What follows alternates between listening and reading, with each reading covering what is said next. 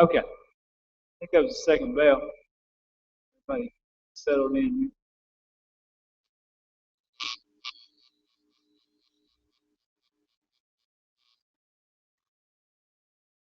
I'm going to ask Aaron to do some prayer.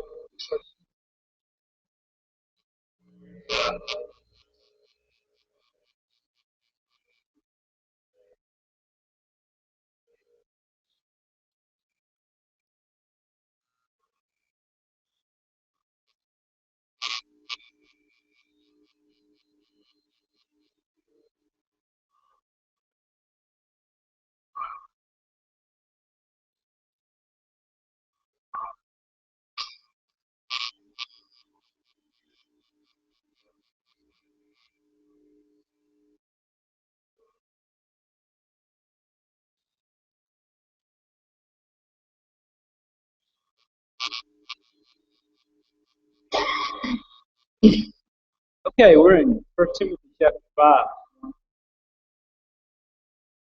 Begin in a little bit. Start to cover the first two verses. So just going back to our overview here. We're back in the second part. We kind of divide 1 Timothy into two sections here. The main section. We're down to dealing with other people. Right? Instruction on how to deal with others. The first couple of verses was talking about chapter 5 was talking about how you an older man, sort him as a father, young men as brothers, older women as mothers, younger women as sisters, with all purity. So this is how Timothy was to deal and how we are to deal with other members of the church around us. So today we're going to try to cover verses 3 through 16. This has a lot to do with our dealing with widows. Widows in need, widows in need. So,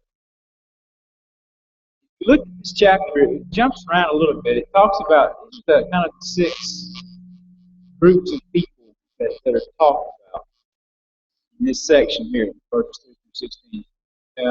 First, in verse 3, we're talking about widows in need. We'll get into that a little bit later with this. Verse 4, widows, still we'll talk about widows, but these are widows that have relatives, that have family around. Verses 5 and 6, you see that there's some widows that it talks a little bit more about the widows in need, but it kind of contrasts them with the widows that are living in pleasure in the world. 8, verse 8, verse 16 kind of talks about Christians in general, their duties toward the relatives, toward these widows in general. Verses 9 and 10, 5 on this. You see here, jumps back and starts talking about these widows in need again. Gives some qualifications or requirements for this. And then the latter half of the chapter really focuses in on the younger widows. So overall, the care of 3 through 16, the care of widows and relatives. This whole chapter in general, I think, even Wednesday night, we talk about treatment of elders. This whole chapter is dealing with other people. How to deal with other people. So let's jump in. I'll read 3 through 16 to refresh our memories on what it's talking about here. Verse 3, it says, honor widows who are really widows. If any widow has children or grandchildren, let them first learn to show piety at home, to repay their parents. This is good and acceptable to God. Now she who is really a widow and left alone trusts in God and continues in supplications and prayers night and day. But she who lives in pleasure is dead while she lives. And these things command, that they may be blameless. But if anyone does not provide for his own, especially for those of his household, he has denied the family and is worse than an unbeliever. Do not let a widow under 60 years old be taken into the number, not unless she has been the wife of one man, well reported for good works. She has brought up children, she has lodged strangers, she has washed the saints' feet, she has relieved the afflicted, she has diligently followed every good work. But refuse the younger widows, When they have begun to grow warm against Christ, they desire to marry, having condemnation because they cast off their first faith. And besides, they learn to be idle, wandering about from house to house, not only idle, but also gossips and busybodies, saying things which they ought not. Therefore, I desire that the younger widows marry, bear children, manage the house, give no opportunity to the adversary to speak reproachfully. For some have already turned aside after Satan. If any believing man or woman has widows, let them relieve them, and do not let the church be burdened, that it may relieve those who are really widows. Okay, so all the way back to verse 3. It starts off, honor widows who are really widows. What do you think this word honor refers to here? What do you think of when you think of honor? Respect, holding someone in high esteem. What other connotation or what other thing does it mean in this context? Provide for them, right. I think we can see that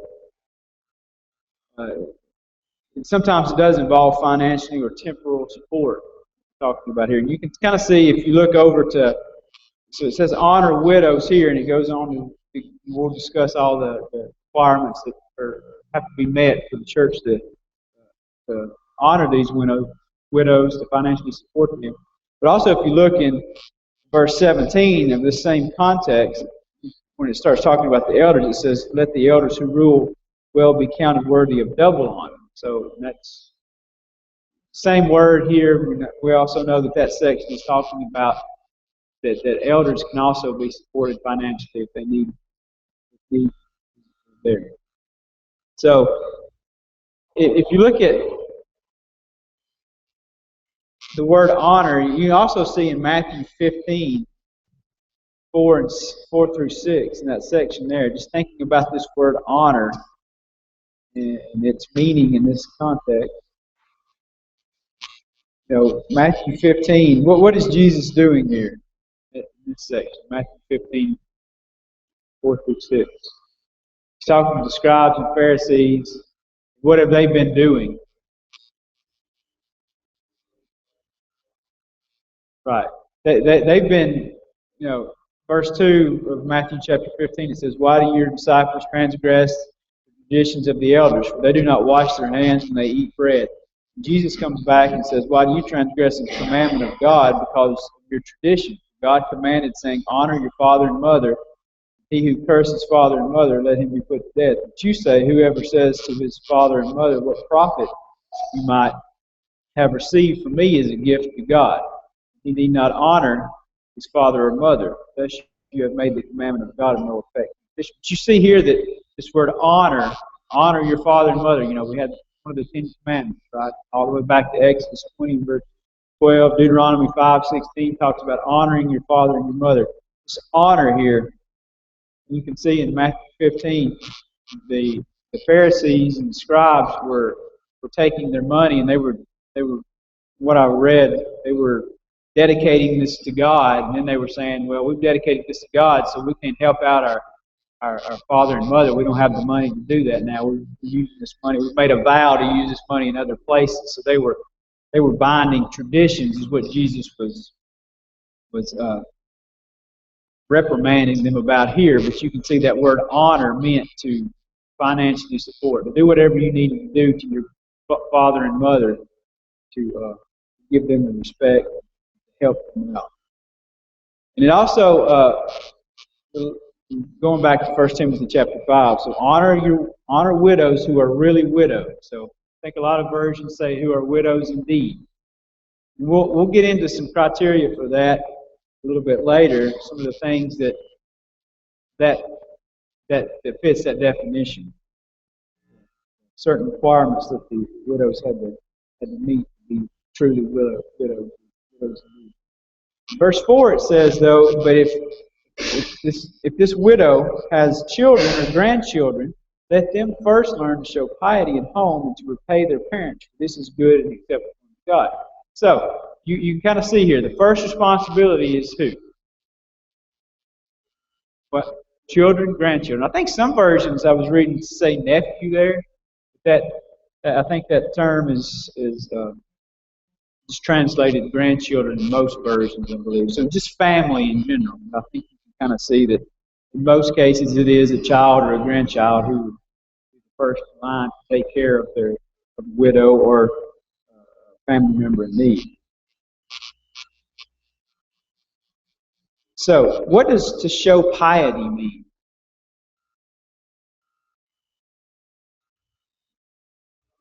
What? Showing reverence to God. It's showing a reverence to someone who towards anyone whom dutifully regard as due is what I found as a definition. So it's someone who is due reverence. You're just going and showing. You're doing what it takes to show them that reverence. But the key word I thought there is it's due. So these widows, if you think about it, the way that this is set up almost, God set this up, if she is indeed a widow, it suggests that such relief that's to come to these widows is not to be dealt to them as paupers or some lower class. You think of a beggar or somebody like that, oh, we're helping these people out. But that's not the way you're to treat these widows. It's not in a degrading manner of any kind. But you treat them as to Christians. Treat them like Christians who the church holds in high esteem, holds a place of honor, if you will. So they may be in need, but just because they're in need doesn't mean they're a lower class citizen or something like that. These people have lived a good life, as we'll see in a minute. And they deserve this honor, and they need your help. They need our help in some cases. And to help them in a way that honors them. Does that make sense? And who are we've already said the first people is the children. The last point, they repay their parents. You think about all of these parents in general, not just widows, think about it, what all the parents have done for children growing up. It's impossible to think about everything that a parent does for a child when they're raising a child. And it's a responsibility of the children, of course, when they get older, as we've already looked at, commandments all the way back from the beginning. Honor your parents, honor your father and mother. So children are to repay their parents the debt they owe as far as possible for kindness. And this is a debt that can never be repaid in full, but children should feel glad for the opportunity to do as much as possible. Because this is not only a privilege, but it's also acceptable for God, as you can see in the last part of it. If I got any comments over the first couple of verses?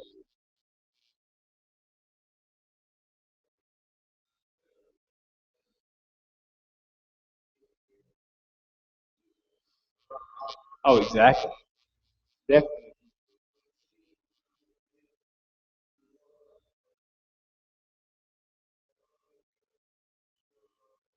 Right, yes, we do. We see a lot, pretty much saying, we see a lot of cases today where parents do not take care of their children, and that this is a commandment. It's not just Paul or God giving us an option to do this. And I think we'll see, as we keep reading here, that it's very serious. Some of the language he uses a little bit farther down, people who don't take care of these people are denying the faith and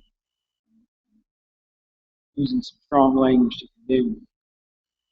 Okay, so then verse 5, we kind of see describing some of the differences in the widows and how they are living, I guess, in that day and age and today. Verse 5 says, "Now she who is really a widow and left alone, trusted God and continues in supplications and prayers night and day." So here you have this widow who is living a godly life. She's really a widow. She's left alone. A lot of versions there, I think, say desolate. Just imagine being by yourself. You have no support around you. And I think that it is just putting emphasis on the fact that the person has no one to help take care of them. Desolate. They're left alone. Trust in God. Commentary I read said that the word here in the Greek is in the perfect tense, which implies that a past completed process having present results. But something they've been doing and they're still doing, and the result is still ongoing now. So this trusting in God is something that they've been doing for a long time, you're still doing, and you're seeing the results of that. If you think about it, this person who has no one to take care of them, this widow, who else will they turn to? Who's the one person, the one being to turn to if you have no one else to take care of you, help? They're going to put their trust in God. They're going to rely on God for their needs. Her hope in God is a habit of life, an immovable trust. Continues in prayers and supplication. We've already talked about the prayer and supplication, but this is someone who knows they got to put their trust in God, and they're speaking to God on a continual basis, because that's how they're communicating their needs to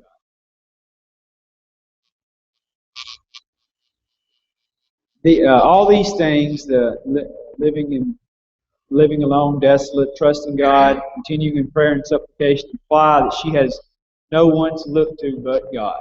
The lack of others leads her to feel dependence on God. It's kind of what this verse is describing, the type of widow that this verse is describing. Now, if you jump to verse 6, you see another option, I guess, if you will, for a person in this case. But she who lives in pleasure is dead while she lives. So, living in pleasure identifies one who's living for themselves, pleasures of this world, doing things to feed, fulfilling bodily appetites, eating, drinking, demanding the niceties of life.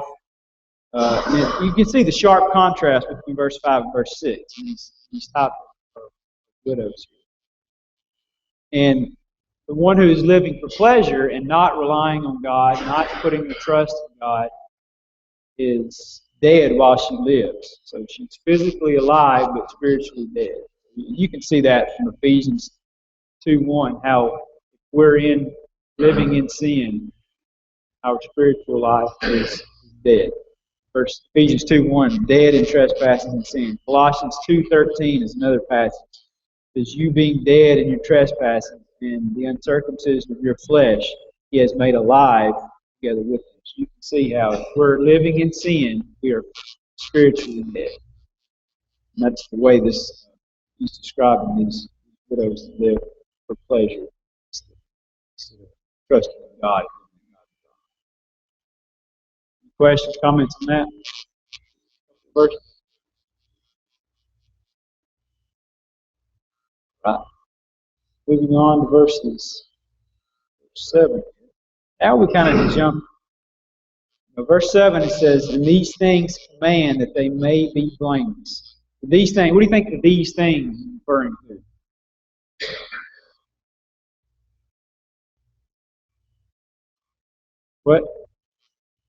What he's just talked about. I think it may even mean things he's about to talk about too. I think he's just covering the whole context here. These things command that they may be blameless. So these things that I've just talked about supporting widows, how the widows ought to live, the things that I'm about to tell you about the younger widows and how you financially support the widows indeed.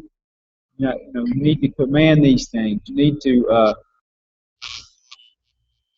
These teachings must continually be taught to the entire church, entire congregation, to keep the church pure in doctrine and practice, and make sure that we're preparing, not pampering to the idleness of those able to take care of themselves. So, in doing so, we can be found blameless. We'll be pleasing and acceptable to God. And then, verse 8, he's talked about these widows, the needs that they have. But then in verse 8, he jumps into the ones that are not doing what they're supposed to do, the people that are supposed to take care of them.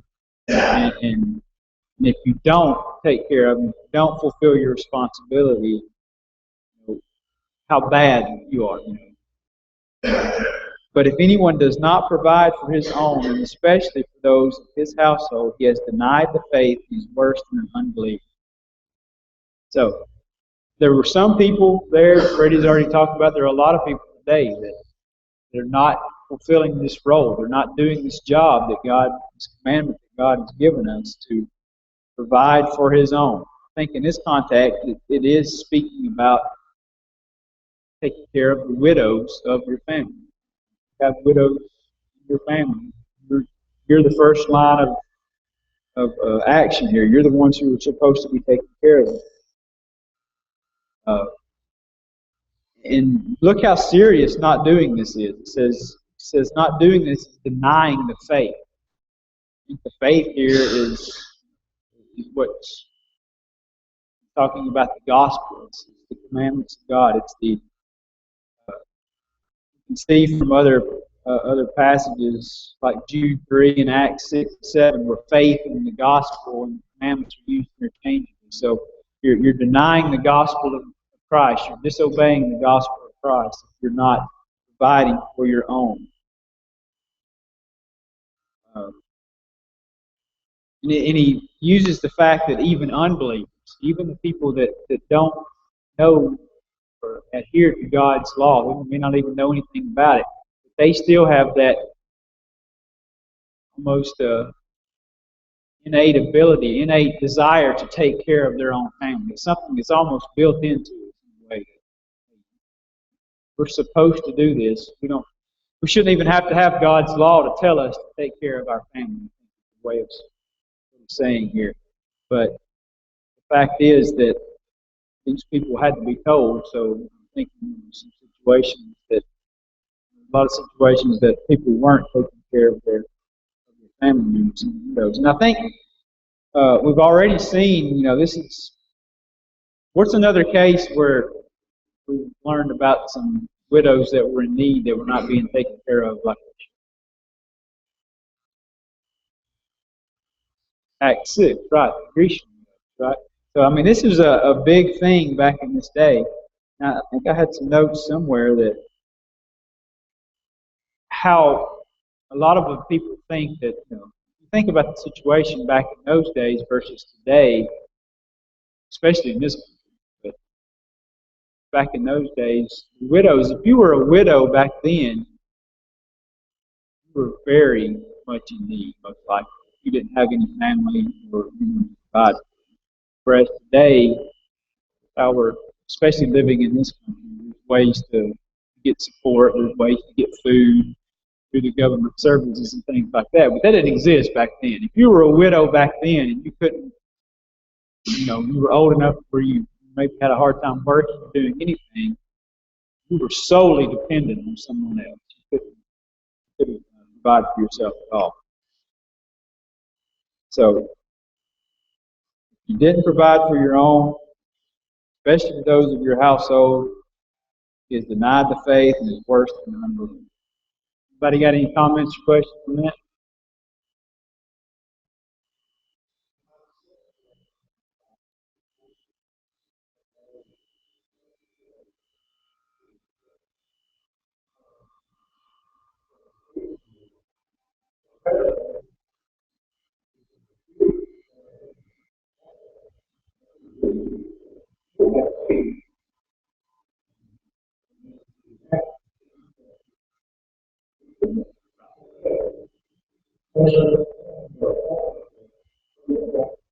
Exactly. And look, Brother Lamb was saying that was apparently the Jews in Acts chapter 6, the Jewish widows were being taken care of, but the Grecians were not, so they appointed a set of special men to make sure that those needs were met.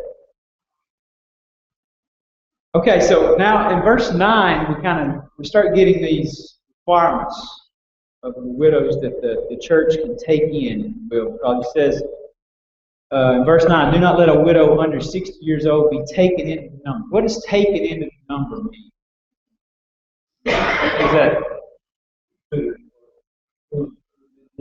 Okay, considered for one that was in need and that support could be given, right?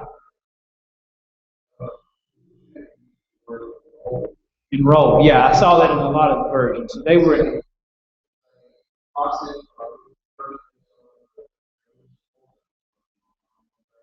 right. Right.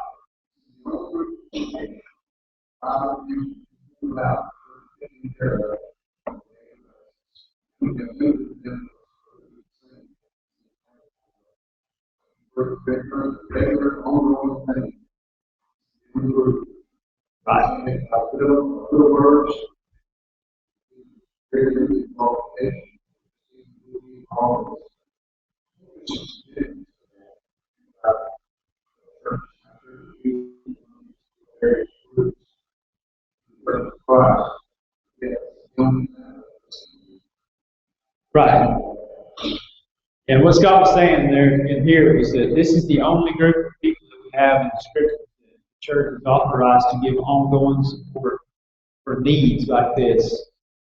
Uh, think about how a lot of the places, even churches of Christ, all of the other churches of Christ, how they use their money today and some of the activities they use their money for to support other people. This is the only one that we have that authority for on an ongoing basis. Now, I've got a few points here about benevolence. Yes, there are cases. If you look in Romans 15 and 1 Corinthians 16 and 2 Corinthians 8, you see where the saints took up a collection to send to the needy Christians in Jerusalem when that famine was going on. So we have cases of like one time here and there support benevolence and help needy saints. It's always helping saints. It's never helping non-Christians. But this implies an ongoing effort here for these widows who need support continuously. Okay, all right, well, good deal.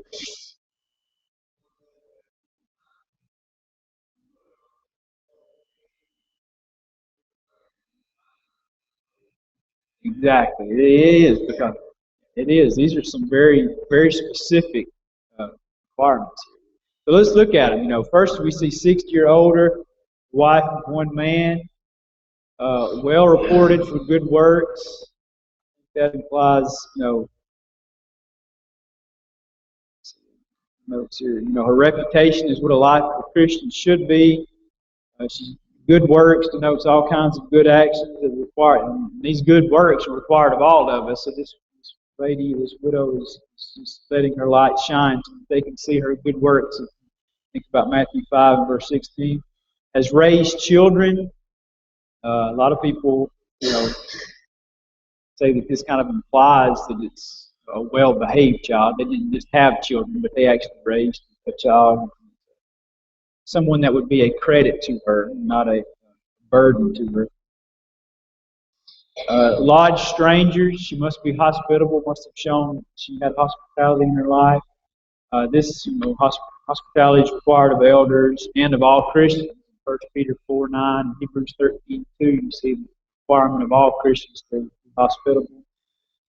Wash the saints' feet. Of course, what is this? We've kind of covered this a lot this year. An act of service, our focus on serving others. So washing the feet in this day and age would have been a great service because of the way they travel and things like that. So just a willingness to serve others, I think, is the idea here. That requirement. Relieve the afflicted. Notes I saw said, it shows a sympathizing spirit, one who is ready to relieve those in distress. And finally, diligently followed every good work. That just kind of extends the list of good works already specified to include anytime you've had an opportunity to do good, you've done good. So, like Freddie mentioned, this is a very specific list, and you don't see a lot that meet this requirement. Right, they're not optional. Exactly. They're specified requirements. Anybody got any comments or questions? These are the ladies, the widows that the church is able to enroll, to take in, and provide this ongoing support to help them.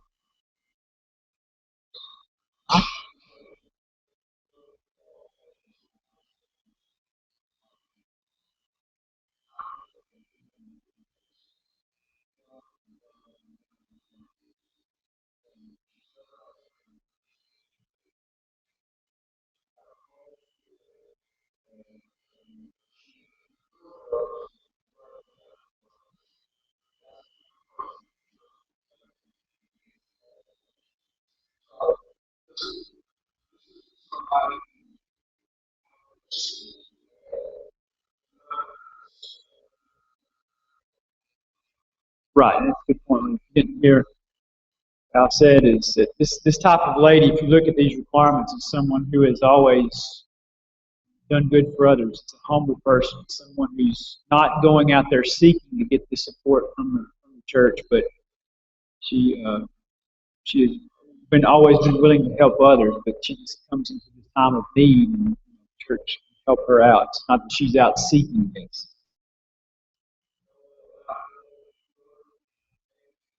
Right, that's true.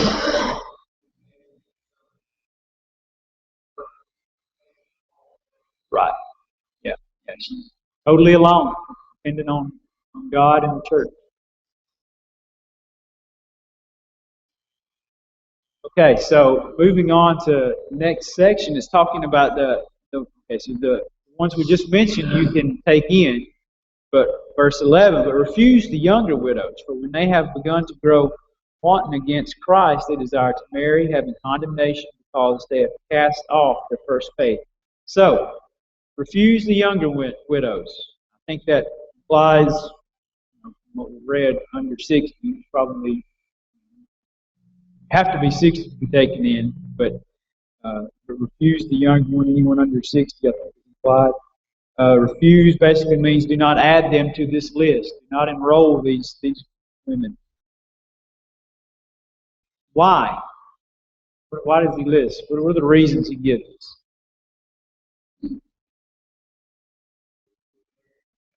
Right? They'll want to get married again. They will, when they have begun to grow wanton or wax wanton, I think is what some versions say against Christ. So that what I read, that seems to imply that they will kind of surrender themselves over to a carnal and luxurious course of life, as opposed to what we just read about someone turning their life over to God, putting all their trust in God.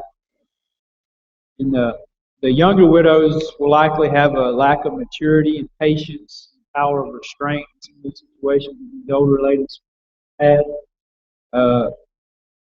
They will have that desire to marry.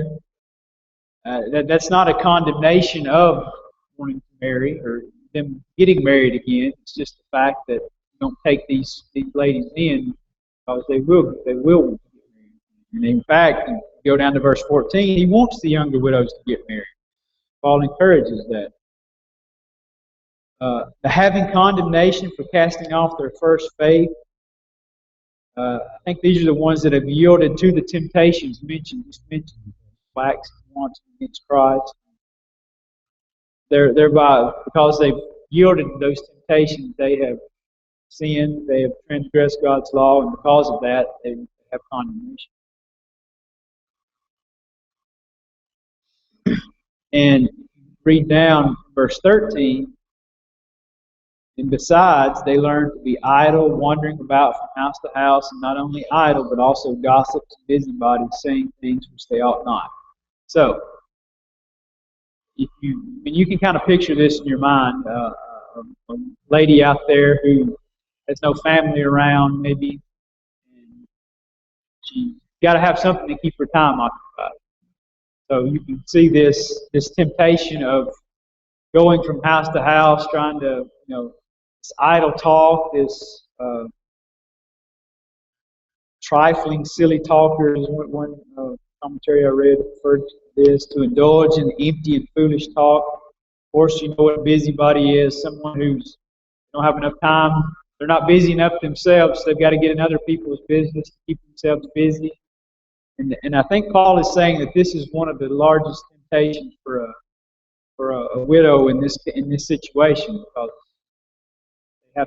they have this time on their hands, so they have that temptation to fill it with these type of things, gossip, to get into other people's business, and to be having this idle talk. And because of this, verse 14, it says, it's kind of giving an opportunity to the adversary to speak approachfully. These things would lead to that. But verse 14, instead of falling into this temptation, Paul says, therefore I desire that the younger widows marry, bear children, manage the house, and give no opportunity to the adversary to speak approachfully. So instead of wandering from house to house, Paul said, I would that you would marry again and fulfill those roles and jump back into those roles that God has given the women, mothers, God-given role and duties. Any comments, questions? Verse 14.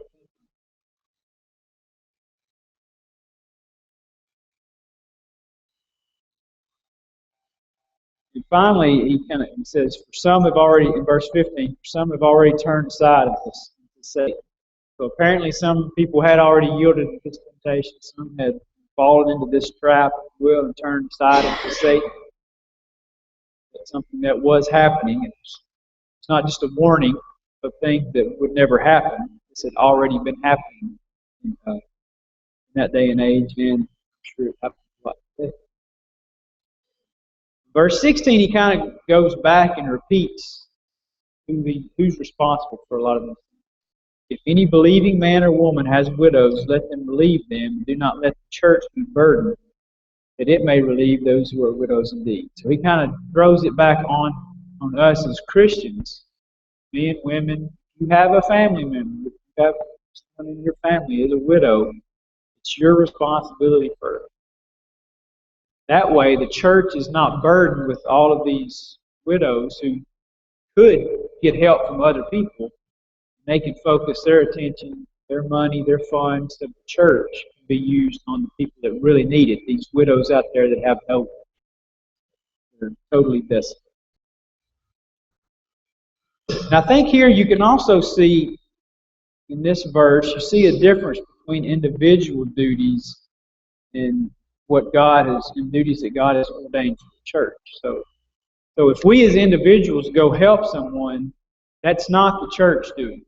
Some people, I think, have a belief is if I personally give money to someone, that kind of like, if I'm a member of the church, is that like the church helping someone out? But no, it's not. You can see that dividing line in this passage. I think individuals can do certain things that the church as a whole, its funds, not. Anybody have any questions, comments? That's all of our material. That's all of our verses this morning. Okay?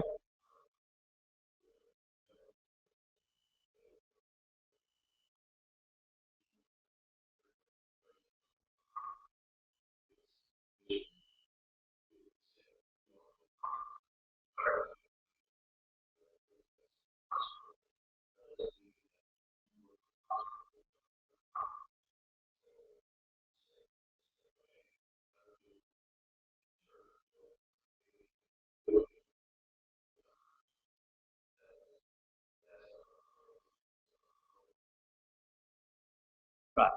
Yeah, if you didn't hear that, Darren was saying that benevolence is a work of the church, but it's not the work of the church.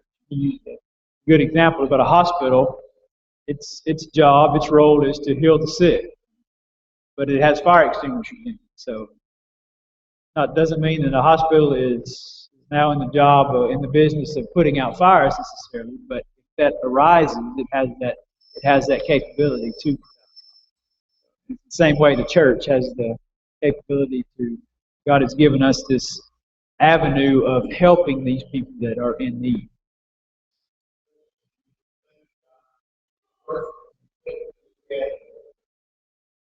You look back through your life and mentally think about older women. They're not very many. Right, and I don't know if I don't know if day we're living in, maybe it would be a rare occasion where a lady outlives everyone. It'd almost have to be a tragic accident like that happen. But the way we have, especially in this country, I guess you could say, as far as good medicine capabilities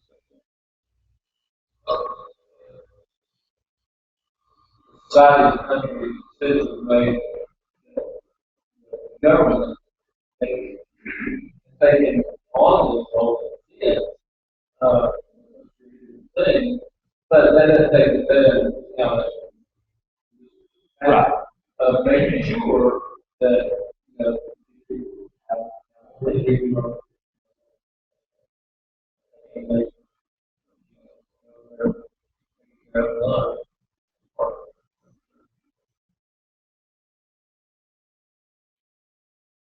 any other comments?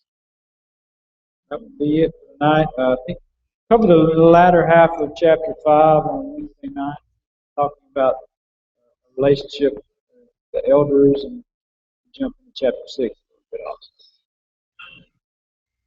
Thanks for your comments.